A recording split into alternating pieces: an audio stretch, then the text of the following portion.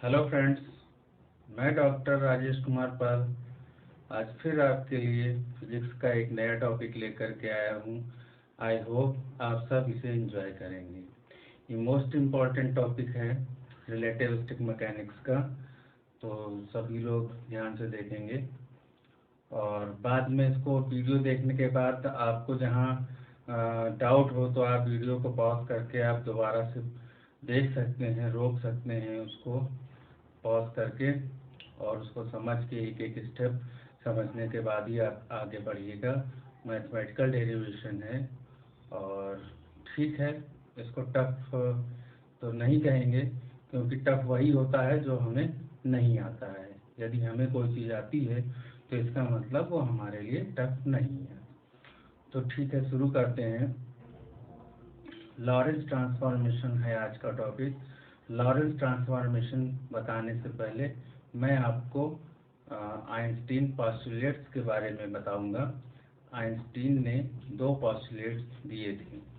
There are two postulate of Einstein. Most important है, कभी कभी शॉर्ट क्वेश्चन में पूछ दिया जाता है, तो ये चीज़ ध्यान रखिएगा। आप लोग इसको कॉपी पे राइट डाउन भी कर सकते हैं और नोट कर सकते हैं आप लोग इसको, और इसको बाद में या रिकॉल कर सकते हैं। ठीक है, आइंस्टीन पॉस्टुलेट्स के बारे में मैं बता रहा था। आइंस्टीन पॉस्टुलेट मीन्स आइंस्टीन की परिकल्पनाएं। आइंस्टीन की परिकल्पनाएं क्या थी? देखिए, स्पेशल थ्योरी ऑफ रिलेटिविटी में पहले गैलीलियन साहब ने आपको बताया कि एक्सेलरेशन चेंज नहीं होता है, पोजीशन चेंज होती है और वेलोसिटी चेंज होती है। लेकिन इसमें और भी बहुत सारी चीज़ें आई जिसकी वजह से कंटिन्यू इस पर रिसर्च हुई। तो आइंस्टीन ने अपनी थ्योरी में पहले दो परिकल्पनाओं का प्रतिपादन किया। उनकी परिकल्पनाएं थी, नंबर एक, all laws of physics are in same form for all inertial frame of reference। सभी फ्रेम और सभी जड़त्वीय निर्देश फ्रेम तंत्र के लिए फिजिक्स के सारे नियम एक जैसे होते हैं, एक ही फॉर्म में होते हैं। इसके बाद आइंस्टीन का जो सेकंड पोस्टुलेट था, सेकंड पोस्टुलेट्स में आइंस्टीन ने कहा the speed of light does not depend on the relative motion of source and observer. इसका मतलब ये हुआ कि प्रकाश की जो गति होती है वो सोर्स और ऑब्जर्वर की सापेक्षिक गति पर डिपेंड नहीं करती है। तात्पर्य इसका ये हुआ कि प्रकाश की गति सदैव हर जगह एक समान रहती है। तो ये आइंस्टीन के दो पोस्टुलेट्स हैं, इनको रिमाइंड करिएगा, इनको याद रखिएगा, ये हमको आगे काम आएंगे। ठीक है, लॉरेंस ट्रांसफॉर्मेशन के बारे में बात करते हैं। लॉरेंस ट्रांसफॉर्मेशन में लॉरेंस ने कंसीडर किया कि let us there are two frame of reference. माना हमारे पास दो फ्रेम ऑफ रेफरेंस हैं, एक है एस और दूसरा है S dash. Suppose that S frame is at the rest position means stationary condition। हमने माना कि जो S फ्रेम है वो स्टेशनरी पोजीशन में है और रुका हुआ है, and S dash frame is moving with constant velocity v। हमने कंसीडर किया कि S डैश फ्रेम जो है वो कांस्टेंट वेलोसिटी v से मूव कर रहा है, where v is the approximately equal to c। जहाँ पर एस डैश फ्रेम की वेलोसिटी v जो है वो लगभग लाइट की वेलोसिटी c के बराबर है। चलिए बोर्ड पर देखते हैं। हमारे पास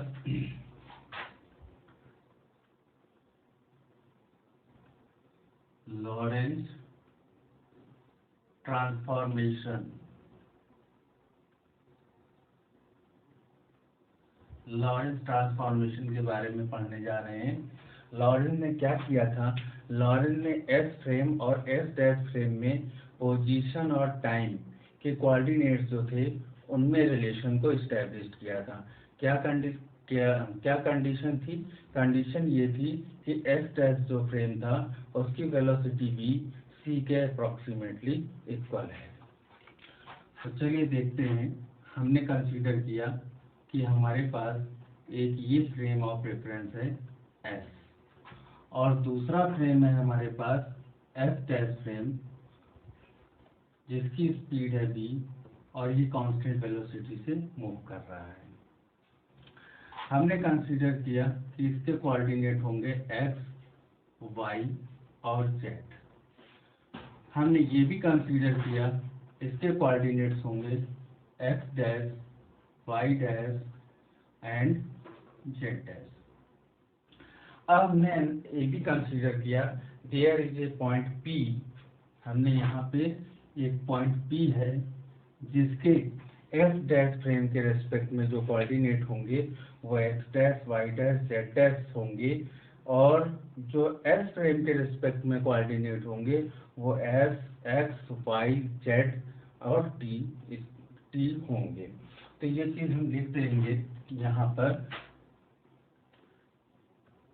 ये स्पीड ऑफ लाइट के अप्रॉक्सीमेटली इक्वल है। तो इसकी थ्योरी लिख लेंगे, let us consider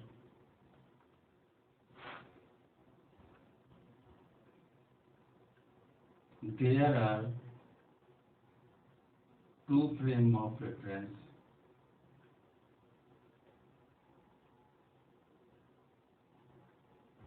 S and S dash. S is at stationary position and S dash is moving with constant velocity v, where v is approximately equal to c. अब हमने कहा let the coordinate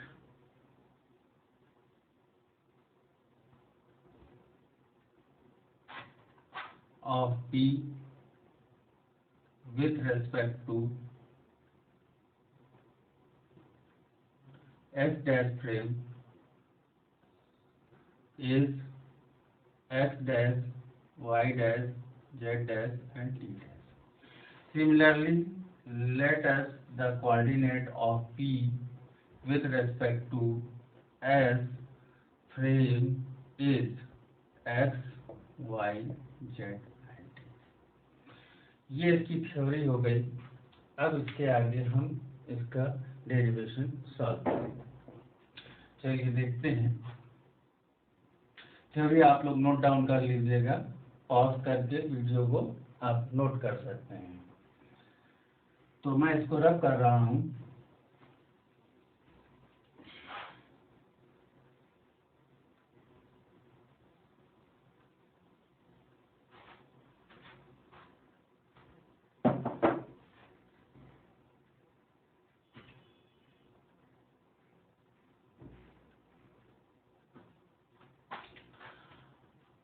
देखिए, हम लोग consider करते थे x is equal to x dash plus v t dash, ये gamma, ये लिखते हैं हम लोग for Lorentz transformation. Lorentz transformation के लिए हमने कंसीडर किया S फ्रेम का जो x कोऑर्डिनेट है वो इतना होगा, जिसमें कि जो गामा है वो कांस्टेंट होगा and does not depend on x dash and t dash. जो गामा है वो x डैश और t डैश पर डिपेंड नहीं कर रहा है, ठीक है। सिमिलरली ये इक्वेशन नंबर 1 हो गई एंड सेकेंड इक्वेशन हो जाएगी। अब हम एस डैश फ्रेम के लिए लिखेंगे gamma x minus v T, ठीक है। ये इक्वेशन नंबर 2। अब देखिए थर्ड इक्वेशन, हम लोगों ने आइंस्टीन का सेकंड पोस्टुलेट अभी थोड़ी देर पहले इसी वीडियो में मैंने आप लोगों को बताया है। सेकेंड पॉस्टुलेट क्या था आइंस्टीन का? From second postulate of Einstein. Einstein का सेकंड पॉस्टुलेट ये था कि speed of light does not depend on the relative motion of source and observer. तो रिलेटिव मोशन पे डिपेंड नहीं करता है स्पीड ऑफ लाइट। तो एस फ्रेम के लिए x ct, ये स्पीड डिस्टेंस अपॉन टाइम का फार्मूला है, यानी कि चाल बराबर दूरी बटे समय का फार्मूला है। देखिए ये दूरी है, ये चाल है और ये समय है। तो ये एस फ्रेम के लिए लिया गया है।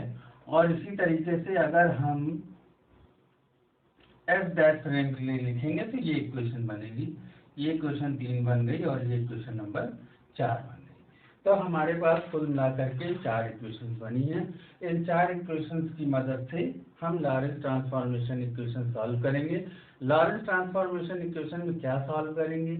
लॉरेंस ट्रांसफॉर्मेशन इक्वेशन में एस फ्रेम और एस डैश फ्रेम के पोजीशन और टाइम के कोऑर्डिनेट्स में रिलेशन को एस्टैब्लिश करने जा रहे हैं हम लोग, उसी को फाइंड आउट करेंगे।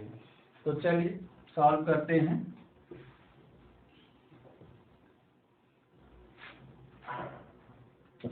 देखिए x डैश की वैल्यू को हम इस इक्वेशन में पुट कर रहे हैं। x डैश की वैल्यू को हम इस इक्वेशन में पुट कर रहे हैं, इक्वेशन नंबर 1 में। ठीक है, तो putting value of f dash from equation number 2 in equation number 1। Second number equation से x डैश की वैल्यू को उठा करके हम इक्वेशन नंबर 1 में रख रहे हैं। तो रखते हैं, देखते हैं हमको क्या मिलेगा। x gamma gamma x minus VT और प्लस वीटी डैश, ये हमारे पास इक्वेशन मिल गई। अब इसको हम थोड़ा सा सॉल्व करने की कोशिश करेंगे। यहाँ से हम गामा हटाएंगे, x upon gamma is equal to gamma x minus vt plus vt dash.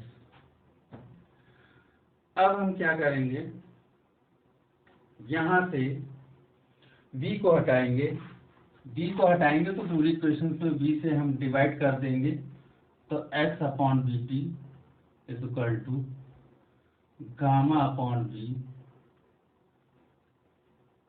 Multiply करा लें इसमें, x minus gamma t plus t dash. देखिए हमारे पास ये इक्वेशन बन करके आ गई। अब हम क्या करते हैं, टी डैश की वैल्यू को फाइंड आउट करते हैं। तो x upon v T minus gamma x upon v plus gamma T. अब देखिए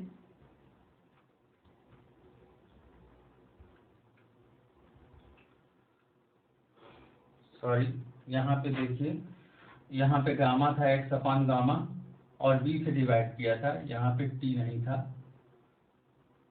ये गामा है और यहाँ भी गामा होगा।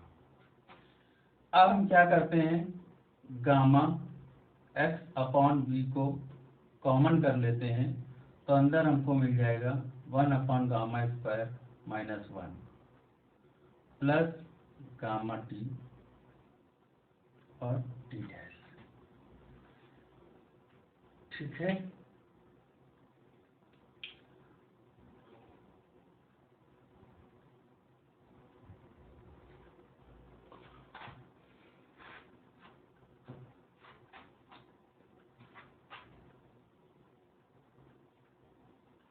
अब देखिए t dash is equal to, gamma को हम बाहर लिख रहे हैं, x upon b 1 upon gamma square minus 1 plus t, इतना लिखा जा सकता है। अब देखिए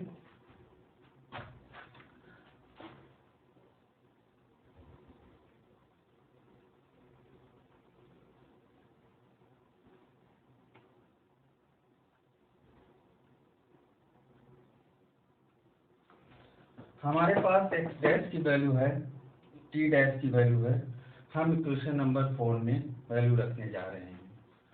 पुटिंग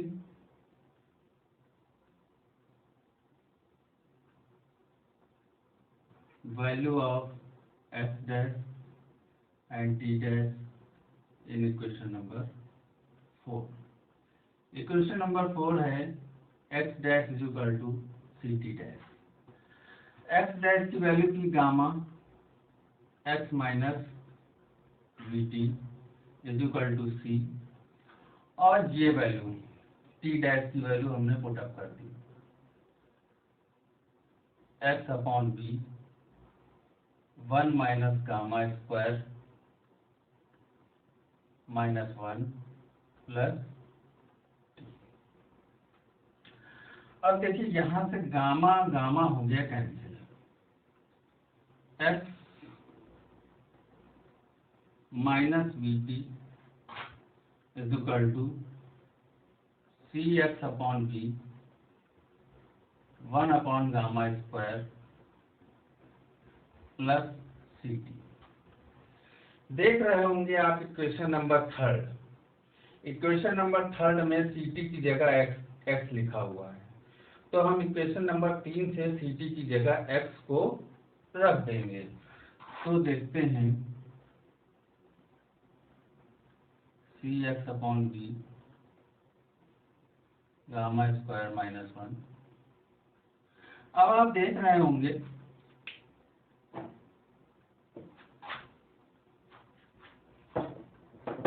कि यहां से एक्स एक्स कैंसिल हो गया,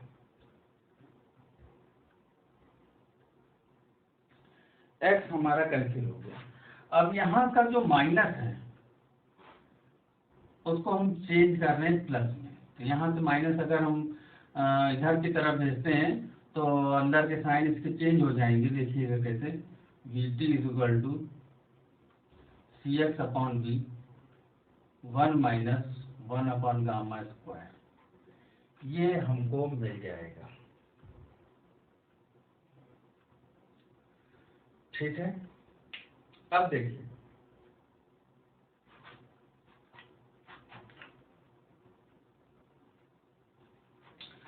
ठीक है, देखते हैं। अब हम लोगों ने x is equal to c t था हमारे पास, तो यहाँ पे x की वैल्यू क्या लिख सकते हैं? देखिए x is equal to c t था, तो x की जगह हम सी टी लिख सकते हैं।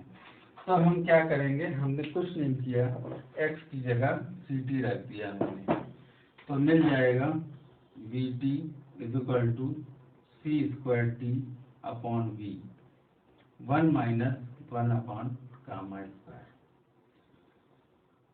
अब देखते हैं, थोड़ा सा और सॉल्व करने की कोशिश करते हैं।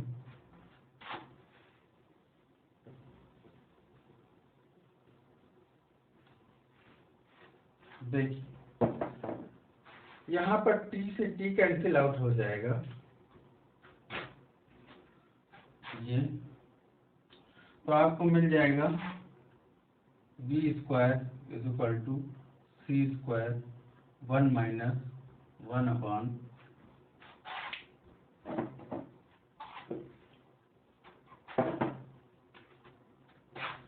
आपको मिलेगा v स्क्वायर, ये v यहाँ से क्रॉस मल्टीप्लाई होगा v स्क्वायर, और ये सी स्क्वायर अपॉन में आ जाएगा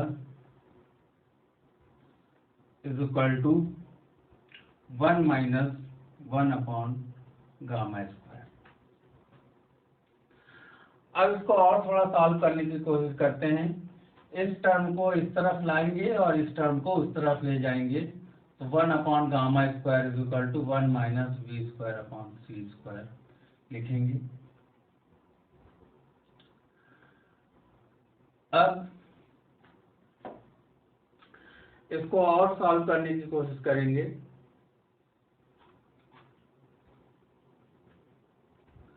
वन अपॉन गामा लिखेंगे तो ये पूरा रूट में आ जाएगा 1 v square upon c square. अब अगर इसको हम और सॉल्व करें तो ये हो जाएगा 1 minus v square upon c. ये गामा की वैल्यू है जो कि कांस्टेंट है। ये गामा की वैल्यू निकाल करके आई है। अब देखते हैं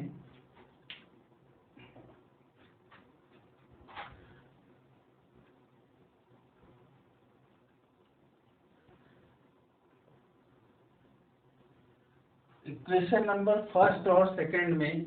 देखिए एक इक्वेशन हमारे पास ये थी x dash equal to gamma x minus. हम क्या करेंगे, गामा की वैल्यू को इस इक्वेशन में पुट अप कर देंगे, putting this value of gamma in equation number first. जब हम इसमें रख देंगे तो हमको मिल जाएगा x dash equal to x minus b t upon root 1 minus v square upon c square. ये फ्रेंड्स हमारा पोजीशन में रिलेशन आ गया एस डैश फ्रेम और एस फ्रेम में। देखिए यहाँ पे एक्स जो है वो एस फ्रेम का है जो कि स्टेशनरी था, और जो एक्स डैश है वो है आपका एस डैश फ्रेम का जो कि कांस्टेंट वेलोसिटी से मूव कर रहा था। अब इसी तरीके से देखते हैं हमारे पास, अब हमको टी डैश की वैल्यू निकालनी है। टी डैश की वैल्यू निकालनी है तो टी डैश की वैल्यू निकालने के लिए अब हम क्या करेंगे, आप लोग चाहें तो इसको नोट डाउन कर सकते हैं, वीडियो को रोक करके आप वैल्यू नोट कर सकते हैं। अब देखिए हमारे पास जो इक्वेशन थी आइंस्टीन का सेकंड पोस्टुलेट का, यानी कि 4 नंबर इक्वेशन थी। हम ये गामा की वैल्यू को उसमें हम रखना चाहेंगे।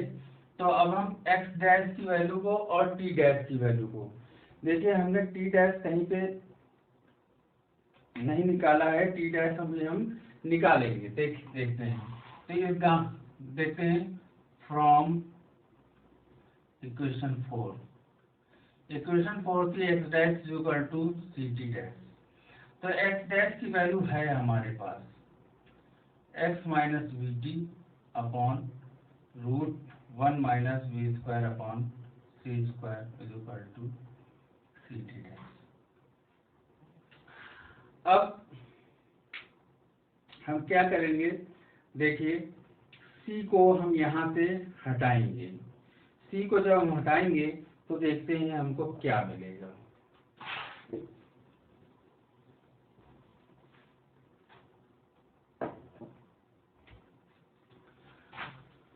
T dash is equal to 1 upon सी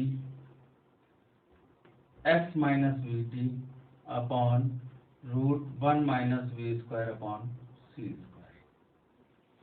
अब t dash is equal to मिल जाएगा आपको एक्स अपॉन सी माइनस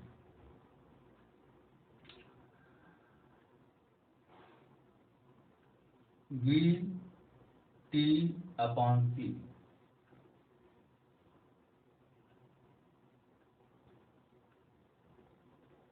ये देखिए, अब देखिए x equal to c t लिखा था हम लोगों ने, तो x अपॉन सी टी की जगह x अपॉन सी की जगह हम लोग t लिख देंगे यहाँ पर, और t की जगह लिख सकते हैं x अपॉन सी लिख सकते हैं, तो लिख देंगे यहाँ पर, देखिएगा ध्यान से। t डैश इक्वल टू यहाँ पे t हो जाएगा माइनस v, और t की जगह लिख सकते हैं x अपॉन सी, तो यहाँ पर सी स्क्वायर हो जाएगा। ये हमारे पास रिलेशन आ गया टाइम का, ये हमारे पास टाइम का रिलेशन आ गया, और ये हमारे पास पोजीशन का रिलेशन आ गया। इन्हीं दोनों इक्वेशन को हम लॉरेंस ट्रांसफॉर्मेशन कहते हैं। y dash equal to y रहेगा और z dash equal to z रहेगा। क्यों? क्योंकि मोशन सिर्फ x डायरेक्शन में हो रहा है, तो जिस डायरेक्शन में मोशन होता है सिर्फ उसी डायरेक्शन के कोऑर्डिनेट चेंज होते हैं। तो ये हमारे पास चार इक्वेशन आ गई। x dash equal to x minus v t upon root 1 minus v square upon c square. Second हो गई y dash equal to y, z dash equal to z and t dash equal to t minus x v upon c square upon root 1 minus v square upon c square. ये Lorentz transformation equations हैं। मैं इसको जरा systematically लिख दे रहा हूँ।